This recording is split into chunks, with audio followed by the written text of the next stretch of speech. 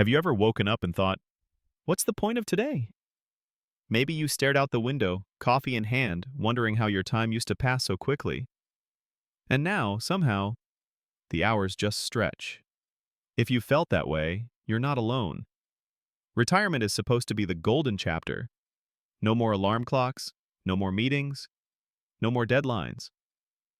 But what they don't tell you is that sometimes, when the structure fades away, so does the feeling of purpose.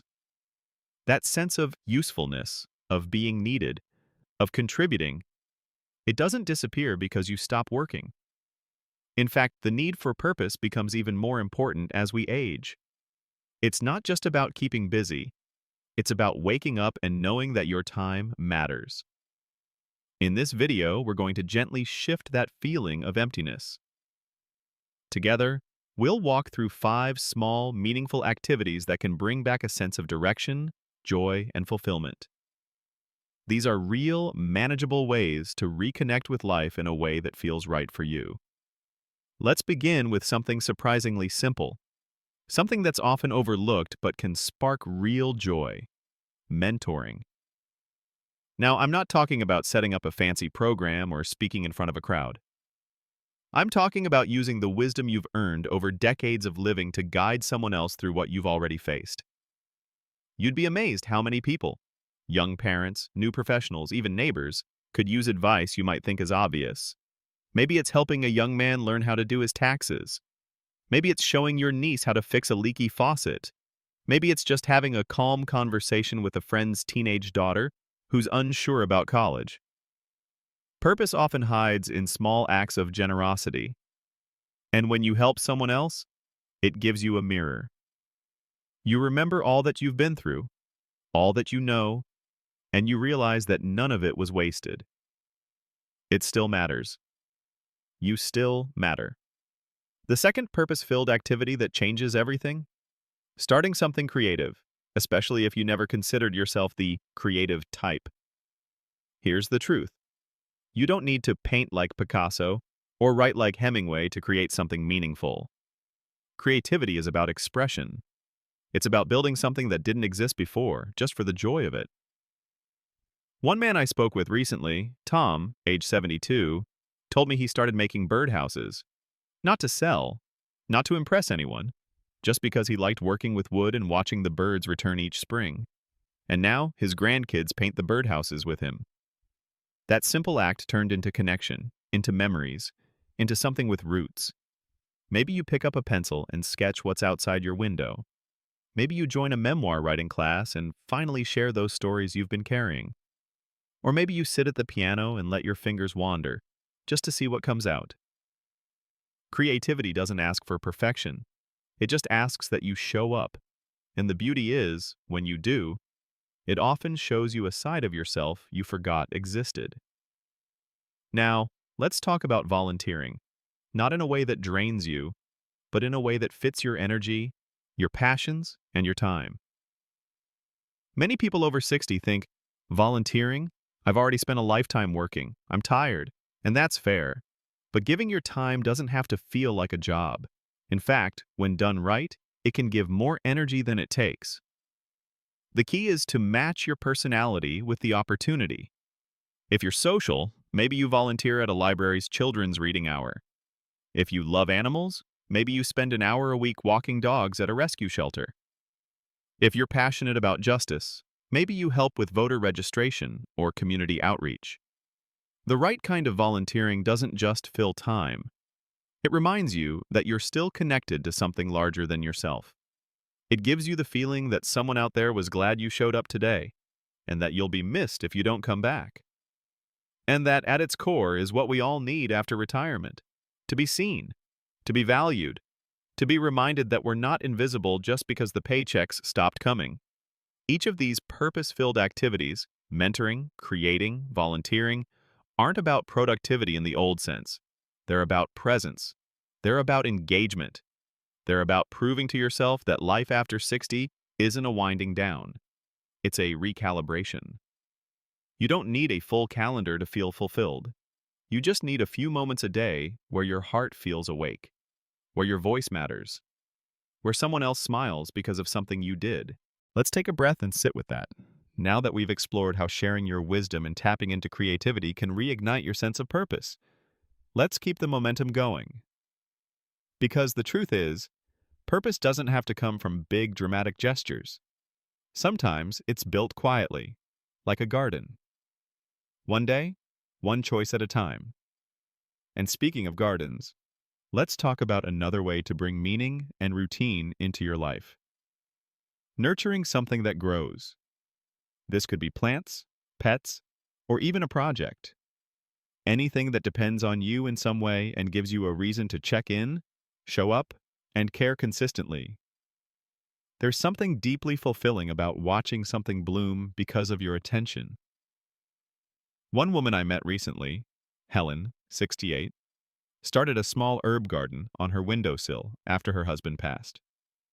She said it gave her something to tend to every morning, something alive and peaceful to greet the day with. Over time, that little ritual grew into a full garden in her backyard. Now, she teaches her neighbors' kids how to plant tomatoes and basil.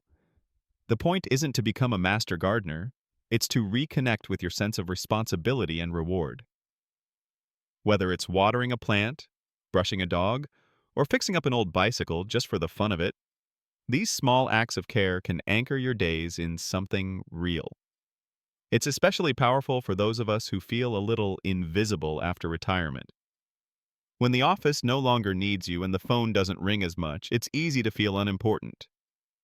But when a plant leans toward the sun because you turned its pot, or when a dog wags its tail because you walked in the room, that's your reminder. You make a difference. Now let's lean into something that surprises people. Learning. Yes, learning in retirement. There's a myth out there that learning is for the young, but I think it's the opposite. When you're older, you finally have the time to be curious just for the sake of it. No pressure, no grades, just discovery. And the benefits? Huge. Learning something new, even something small, keeps the brain active, builds confidence, and gives your days structure. It's not just about keeping sharp. It's about staying interested.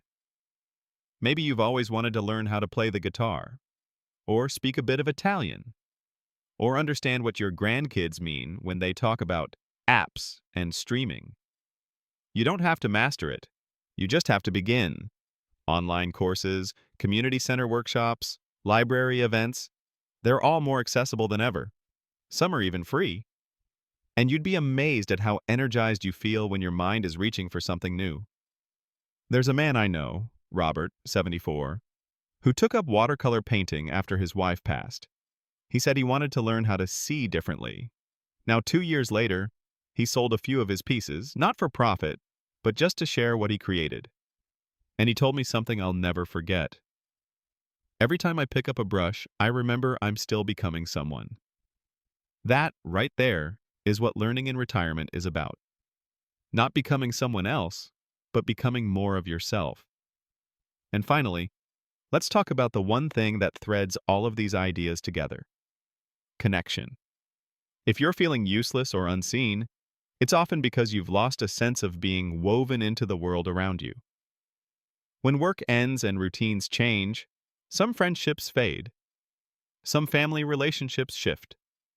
But that doesn't mean your story is finished. Building or rebuilding connection can take many shapes. It might mean joining a book club or a walking group. It might mean writing letters to old friends. Yes, real letters. It might even mean introducing yourself to a neighbor you've waved at for years but never really spoken to. These connections don't have to be deep right away. They just have to be real. Even something as simple as getting to know the barista at the coffee shop you visit every Thursday can make you feel like a part of something. Because when someone greets you by name, when someone notices you're there or not, it matters. You matter. If you're struggling to find those new connections, start with what you already enjoy. Like birdwatching? Find a local group.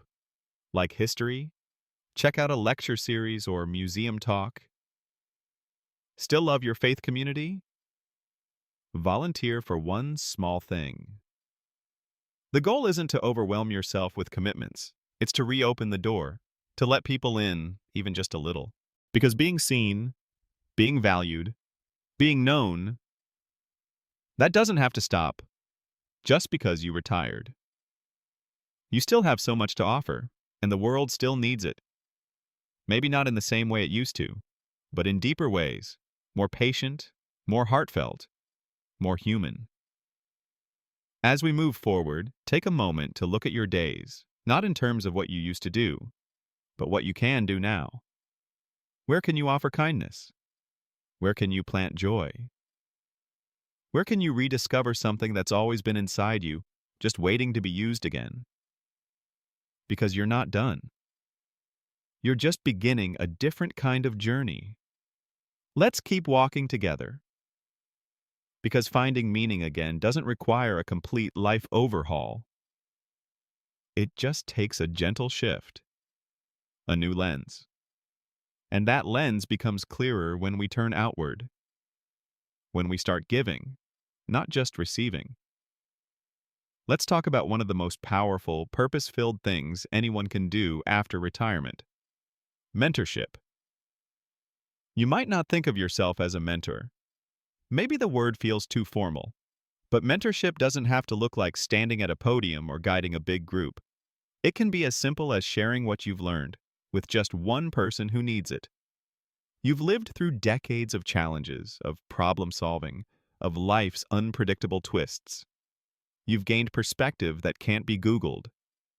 And there's someone out there, maybe a young parent, a teenager, a neighbor trying to figure out their next steps, who could benefit from hearing your story. That might look like tutoring at a local school. It might look like sitting down with your niece who's nervous about her first job interview. It might even be online, volunteering to help others learn English, or reviewing resumes for job seekers. The key is this: your value doesn't fade just because your job title is gone. The wisdom you carry doesn't disappear when you stop commuting to work. And when you pass it on, when you become part of someone else's journey, you're reminded you still matter. You still contribute. I once met a retired mechanic named Luis. He volunteered one Saturday a month teaching young adults basic car maintenance at a community center. He told me, it's not about the oil changes. It's about helping them believe they can handle things, fix things, be capable. That's what purpose looks like. It empowers others, but it also revives you. Now let's go one step deeper. Sometimes the greatest impact you can make isn't through teaching others, it's through expressing yourself. And that brings us to another powerful way to rediscover meaning: creative expression. Now, I'm not talking about becoming a professional artist. I'm talking about storytelling, music, dance, even journaling. Activities that allow you to put feelings and memories into motion. Creativity keeps your mind flexible. It connects you to joy, nostalgia, emotion. And it gives you a healthy outlet for things you might not say out loud. If you've never tried writing, start with a memory. One moment you still think about from your childhood, or a letter you'd write to your younger self. Don't worry about grammar. Don't worry about getting it right. The point is expression, not perfection. Or try photography. You don't need a fancy camera. Use your phone. Walk around your neighborhood and look for patterns. Light, people. Capture what catches your heart. A woman I know, Frances, 79, started painting rocks with positive messages and leaving them on benches around town. Just to remind people they're not alone, she said. She never signed them. But every time she placed one, she smiled. She knew someone would find it. That's creativity with purpose. And you don't need an audience. You just need the willingness to show up and express something real. Because that's the truth about purpose. It's not always visible from the outside. Sometimes it's quiet, internal, but it lifts you just the same. And finally, let's touch on something many people overlook when they retire: self-care. You've spent most of your life taking care of others, family, colleagues, friends, and now that you have more time, it's easy to think, well, what now? The answer might be, now it's you. Self-care isn't selfish. It's foundational. And it doesn't mean spa days or grand gestures. It means listening to your body, moving it gently, feeding it with kindness, resting when you need to, laughing more, saying no without guilt, saying, after retirement, it's common to feel adrift. That's because your calendar used to define you, your role, your schedule, your value. But now, you get to choose. So build a routine that supports you. Take walks in the morning, stretch with soft music, eat foods that make you feel strong, drink more water, go to bed without rushing. You've earned this time. Now use it in a way that renews you. And if self-care feels unfamiliar, start small. 1 cup of tea in silence, 1 walk around the block, 1 book read purely for joy. These little choices add up. They whisper, you're worth the care. It's not about ignoring the world or living in a bubble. It's about refilling your cup so you can keep showing up, whether for family, friends, or just your own reflection in the mirror. Because here's something I want you to hold on to. Retirement is not the end of your purpose. It's the start of your freedom to define it. You don't have to prove your usefulness to anyone. Not anymore. Now, it's about choosing what makes you feel alive, valued, connected. Whether it's gardening or mentoring, writing or walking, you're allowed to try, to explore, to fail and begin again. Because the goal isn't to be impressive, it's to feel real, to wake up with something to look forward to, even if it's just 10 quiet minutes with the sunrise. Because sometimes, that's all you need to remember. Life still holds space for you. Because waking up with purpose doesn't always come from big changes. Sometimes, it's stitched together from the smallest things we let matter again. And when you do that, when you say yes to something meaningful, you begin to feel like you again. Not the role you once played. Not the parent, the employee, the helper, but the person underneath. That brings us to the final activity I want to share with you, one that might surprise you in how deeply it heals. Helping someone who can never repay you. Maybe it's delivering meals to someone who can't get out. Or writing cards for patients in the hospital. Maybe it's showing up at an animal shelter, even if it's just to clean cages or brush a lonely dog. It doesn't have to be glamorous, but it does something sacred. It reminds you that you still have impact. The world doesn't stop needing you just because you retired. And the beauty of this stage of life is that you can give from a place of choice, not obligation. You can help because you want to, not because it's expected. A man I once interviewed, Harold, 82, spent every Wednesday reading aloud at the local library for children who struggled with learning. They don't know my name, he said, but I see them sit closer every week. That's enough. It's more than enough. Because sometimes when you feel invisible, the cure isn't being seen. It's seeing others. And as strange as it sounds, giving your attention might be what gives your life its richness again. Now, before we close, I want to tell you something important. Feeling lost after retirement doesn't mean you failed. It means you're human. You spent decades showing up for others, building a life that made sense around a structure. When that structure disappears, it's natural to feel disoriented. But disoriented is not the same as defeated. You can rebuild, reclaim, rediscover, at your own pace, in your own way. You don't need a career to make a difference. You don't need a paycheck to matter. You need breath in your lungs, a little courage, and a willingness to try. Start small. Talk to a neighbor you've never really spoken with. Pick up a hobby you used to love. Volunteer 1 hour, or just go sit in the sun with a notebook and write down 3 things you want to feel this year. And let purpose grow from there. The truth is, there's no single map for this stage of life. But there is meaning here. There is value, and there is still time to live in a way that makes you proud. So if no one's told you this today, you are not useless. You are not invisible. You are not done. Your presence in this world still holds weight. Your wisdom still matters. And your kindness, quiet or bold, can still change someone's day, maybe even their life. Don't wait for permission to matter again. Take it. Thank you so much for watching. If anything in this video resonated with you, I invite you to share your thoughts or stories in the comments below. We read every one. And if you haven't already, please like this video and subscribe for more heartfelt content created just for you. Here's to the next chapter, filled not just with time, but with meaning. You deserve that. Here's to living your best life at any age.